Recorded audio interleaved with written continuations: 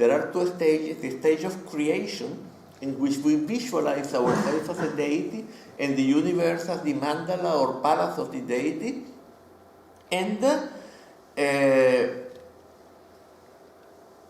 we have to transform the impure elements into pure elements, which is pure life, the passions into wisdoms, and so on. So, the first stage is the stage of creation, of visualization. And the second stage works with channels, energy, and movement of energy, and it has the purpose of integrating that visualization into the true condition of reality, and discovering emptiness and discovering the true condition of reality. So we have to create something, and then we have to apply something else so as to finally discover the true condition. In Dzogchen, this is not the case. In Dzogchen, the path is no more than the direct unconcealment of the true condition of the base, again and again and again and again. So we can explain that in terms of Tawa, Gompa, and Chopa. What are these three? Tawa normally means, is drishti in Sanskrit, and it normally means a intellectual, a conceptual conception of reality and of the past and of everything. That is, the Tawa is conceptual. The Tawa of the Hinayana, is that all the eye is an illusion produced by the interaction of the five skandhas, and physical phenomena are aggregates of infinitesimal particles that occupy no space whatsoever but exist absolutely, and that consciousness is a sequence of instants having no duration whatsoever but existing absolutely. The Mahayana, for example, Madhyamaka, would be that everything is absolutely empty of self-existence. And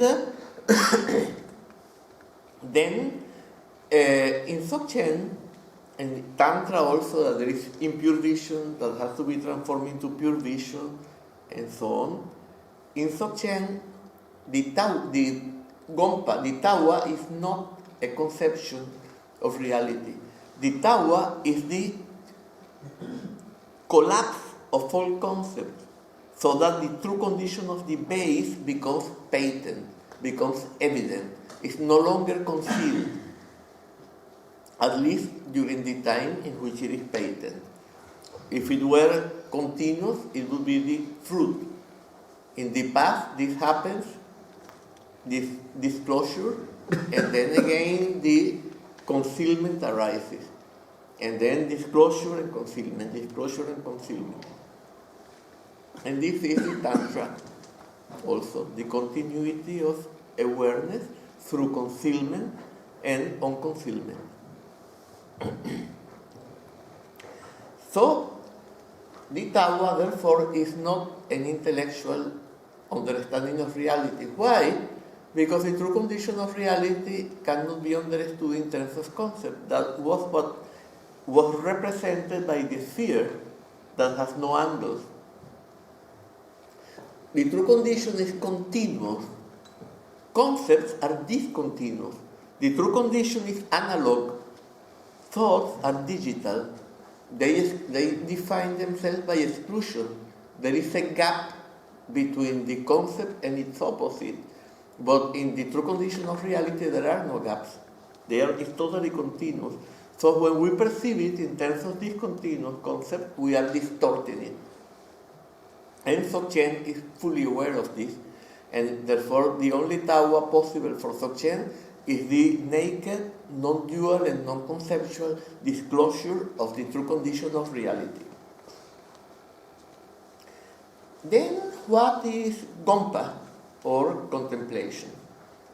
Well, in Sanskrit it's bhavana, and here it has a different sense than in other vehicles. For example, in the Hinayana or in the Theravada, for example, we can have meditation such as Satipatthana, which is to be constantly aware of whatever we are doing and not to be distracted with something else. Shamatha, which is pacification of mind. Vipassana, which is a method to have an insight into what this vehicle regards as the true condition of reality, and so on. But in Dzogchen, this is not so. In Mahayana also we have the same practices. In Tantra, the meditation is to visualize a deity and then to work with channels and energy and energy potential. But in Dzogchen, this is not so.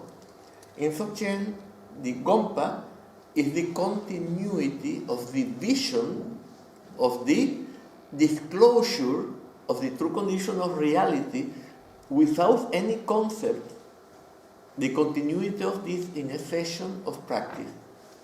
So, Gompa is to continue in the state of Rigpa. What is this state of Rigpa? Rigpa in Sanskrit is vidya. And avidya, which is normally rendered as ignorance, but actually it should be rendered as ignorance plus delusion, because in the Dzogchen teachings, the first type of avidya, of marikpa, is ignorance of the true condition due to a factor of stupefaction that has been going along with the mental stream of sentient beings since time immemorial. The second type of avidya, or marikpa, is the subject-object duality. And the third type is the perception of objects as being inherently separate and as being inherently what we perceive them as being. For example, seeing this as a computer, because I didn't remember the name of that. Seeing this as a computer as being inherently separate from the environment and as being inherently a computer.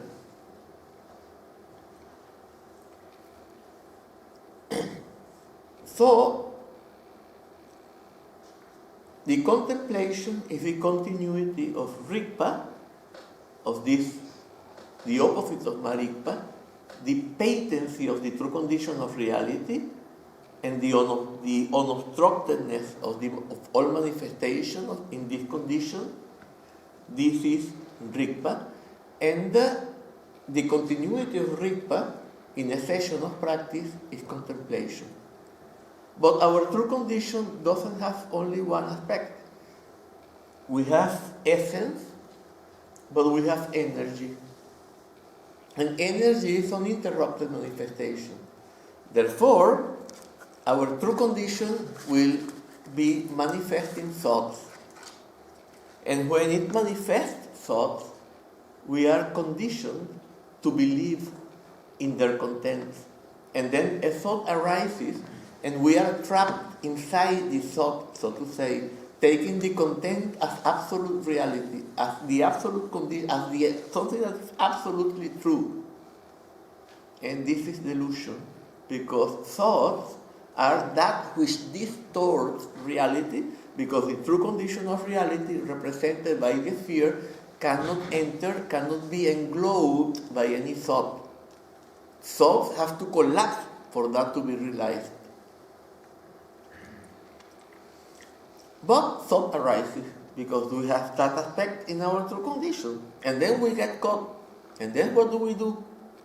Okay, so here we have to explain many things, but we don't have time. So we will just point a little bit to it. In Dzogchen, there are 3 series of teachings. One is called Sende, or series of mind, which actually means the nature of mind, represented by the mirror. Longde, which means series of space. And then Mengnakde, which means series of secret oral instructions. So we cannot discuss Sende or Longde here. So I will explain in terms of the series of secret oral instructions or series of peace instructions. So what is this series?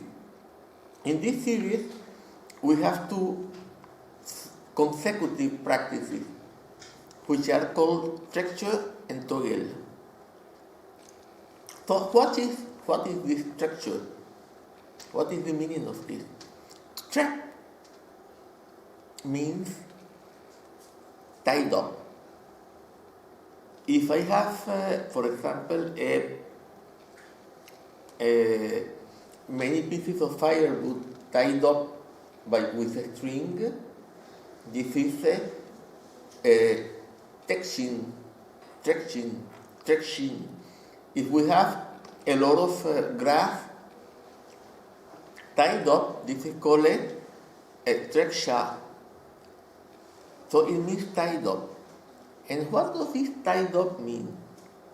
Whenever thoughts manifest and we take them seriously, we believe in their content, then we have tension because we are sustaining these thoughts with a vibratory activity which has its seat at the center of the heart, at the level of the heart and the center of the body.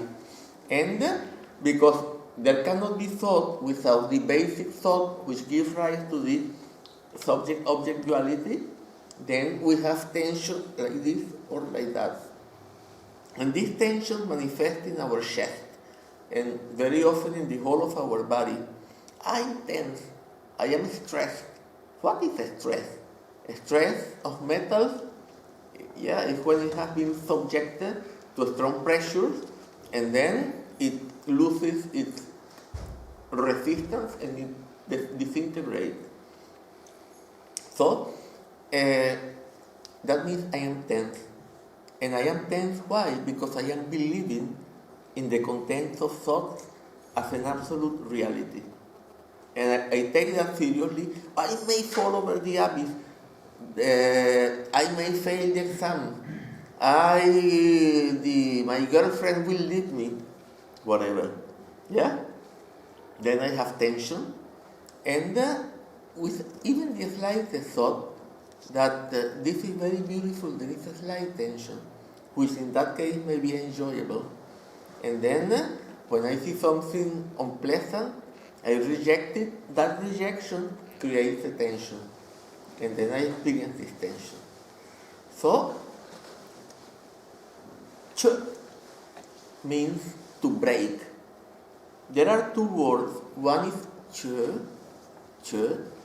which is to cut. And the other one is ch, which is to break. There is one practice in which people go to the charnel ground and offer their bodies to the demons as food in order to, it's based on compassion, so that the body is visualized as liberating nectar, and the intention is compassion, but actually what happens is that you have an experience of dread, and then you apply an oral instruction, and then this dualism of a self that must be protected and some demons that threaten it breaks and the demons dissolve. Because the demons are actually seen. It's not just that you imagine them, you don't visualize them, you see them. And then they instantly dissolve. So, however, this practice is called chod, which means to cut. To cut the demon of ego, which is the mother of all demons. And then, ch means to break. It means that when a thought manifests with all these tensions, I look at the true condition of the thought and it self-liberates. But for that to happen, I must have a previous realization of the true condition. So Garab Dorje, the first master of Buddhist Dzogchen, his testament was 3 phrases.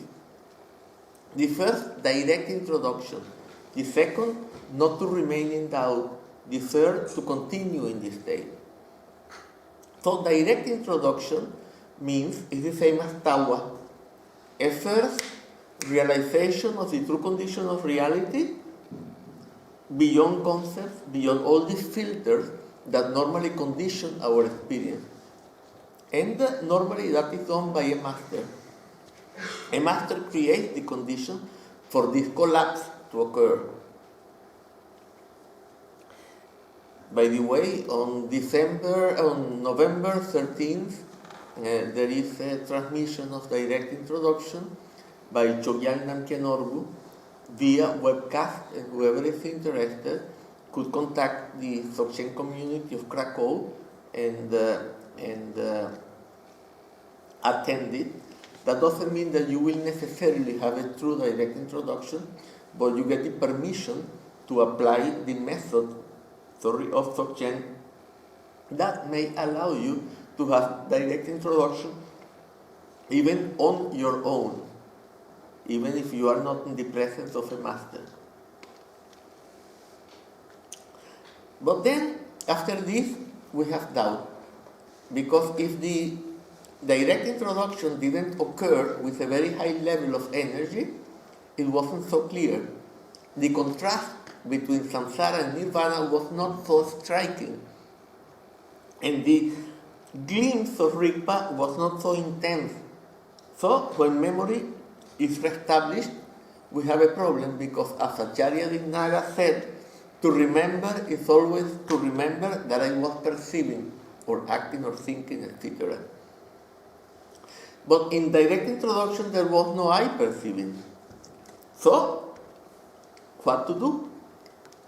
Go back to the state of direct introduction until you no longer remain in doubt. And then, what is the third phrase to continue in this state? When you no longer remain in doubt, you receive the instructions for continuing in this state. And how do you continue in this state? Well, in Dzogchen Upadesha Varga, by means of structure and rgal. So, in structure, we deal with the Dang energy. We deal with the level of thought, not of Rodpa energy, not of cell energy. We are in the world, we are facing cell energy, but when the thoughts liberate, the world doesn't disappear. I mean, you are not perceiving it as a computer, a crystal ball, but the color and form and hardness of the world continues to be there.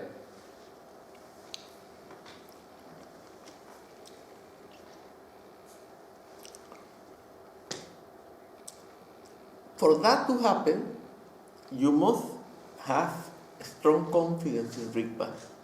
It's especially for Trekshot to work, the best is that we are in Rigpa.